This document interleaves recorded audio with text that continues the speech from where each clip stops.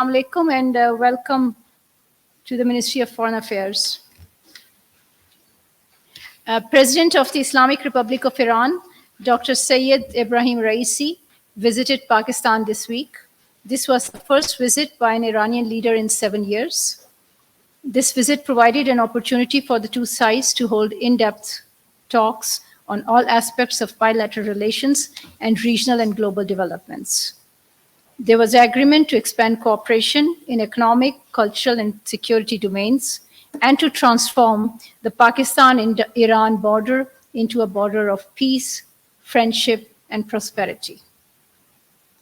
In this context, the two sides will promote bilateral trade, fast-track negotiations on free trade agreement, develop joint border markets and economic free zones, and promote connectivity, including mutually beneficial relationships between the ports of Gwadar and Chabahar. The two sides also agreed to enhance dialogue and cooperation to confront terrorism, narcotic smuggling, human trafficking, money laundering, and abduction. Pakistan and Iran will release each other's prisoners under the existing legal framework.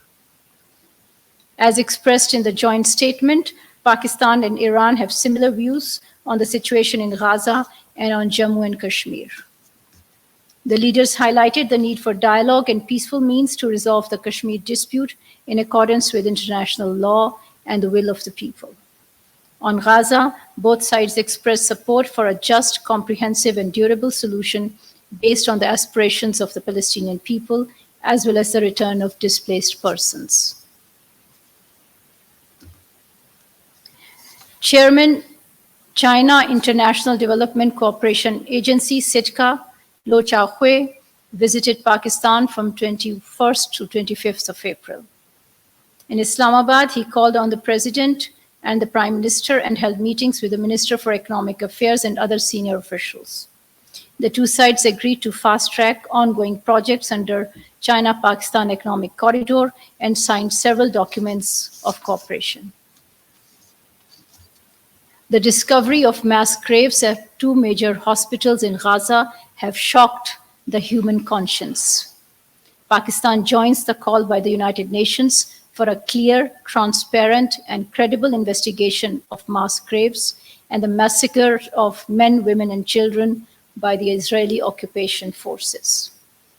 Pakistan vehemently condemns Israel's barbarianism and its war crimes against the people of Gaza. We underline the urgency of an unconditional ceasefire to protect civilians from further carnage. An independent and impartial investigation must be held to ascertain the facts, fix responsibility, and punish the perpetrators of war crimes and crimes against humanity in Gaza. We urge the international community, especially the backers of Israel, to take urgent measures to bring an end to the war on the people of Gaza, lift the siege, protect civilians, facilitate humanitarian assistance, and to hold to account the perpetrators of the Gaza genocide.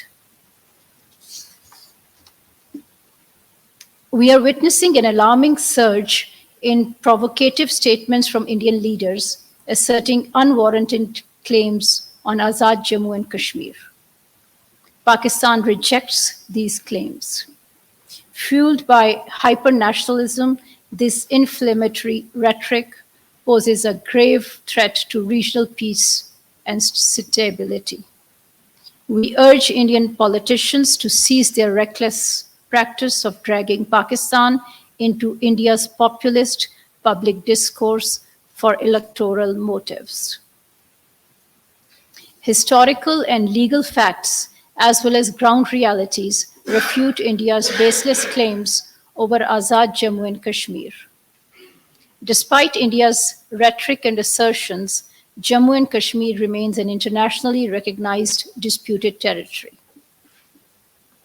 The UN Security Council resolutions clearly outline that the final status of Jammu and Kashmir shall be determined by the will of the people through a free and impartial plebiscite under the UN auspices.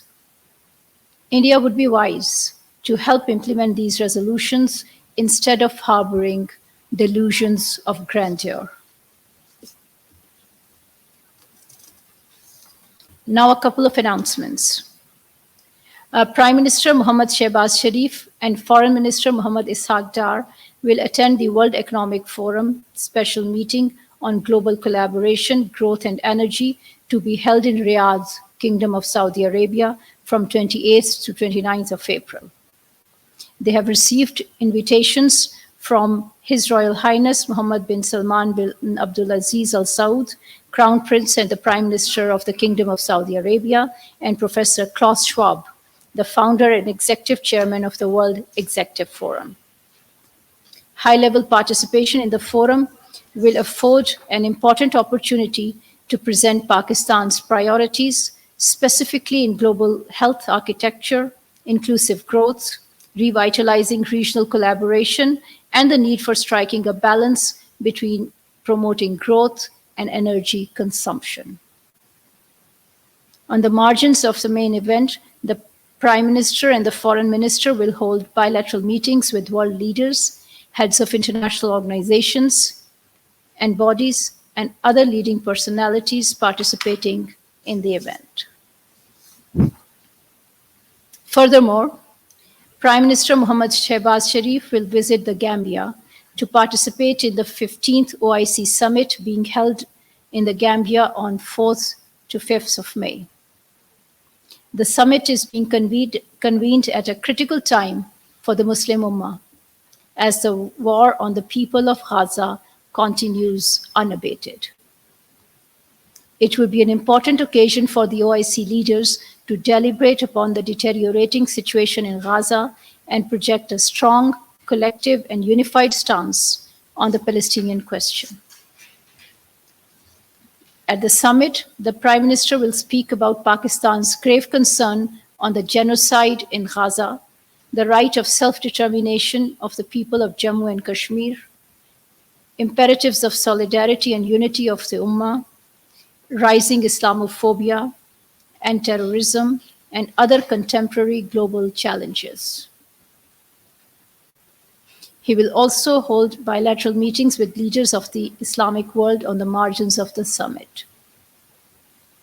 The summit will be preceded by the OIC Council of Foreign Ministers meeting on the 2nd and 3rd of May. Foreign Minister Mohammad Ishaq Dar will attend the CFM. On the sidelines of the CFM, the Foreign Minister will meet his counterparts from other OIC countries. And that concludes our opening remarks. Thank you.